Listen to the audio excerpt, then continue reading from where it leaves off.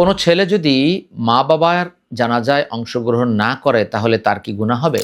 কোনো ছেলে যদি মা বাবার জানাজায় অংশগ্রহণ না করে তাহলে তার বিষয়টি কয়েক ধরনের হতে পারে।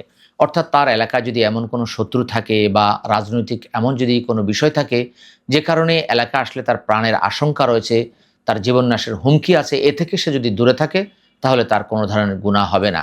কিন্তু মা বাবার সাথে সাধারণ কোনো রাগ করে অথবা মা বাবা অন্য সন্তানকে বেশি সম্পদ দিয়েছে, তাকে কম সম্পদ দিয়েছে, এমন কোনো অভিযোগের কারণে সে যদি দূরে থাকে তাহলে অবশ্যই তার গুনাহ হবে। কেননা মা বাবার সাথে রাগারাগি করা সাধারণ বিষয় নিয়ে এটা আল্লাহর নিষেধ। ১৭ নম্বর সূরা ২৩ ও ২৪ নম্বর আয়াতে আল্লাহ তা উল্লেখ করে দিয়েছেন। আরও উল্লেখ করেছেন ২৯ নম্বর সূরার ৮ নম্বর আয়াত, ৪৬ নম্বর সূরা আল আহকাবের ১৫ নম্বর আয়াতে। কিন্তু মা বাবা যদি কোনো সন্তানকে সম্পত্তি কম দেয় আর কোনো সন্তানকে বেশি দেয়, এই বিচার মা বাবাকে অবশ্যই আল্লাহ করবেন। এই বিচার সন্তান করতে পারেন না। মা বাবাকে অবশ্যই আল্লাহর কাছে এজন্য জবাবদিহি করতে হবে।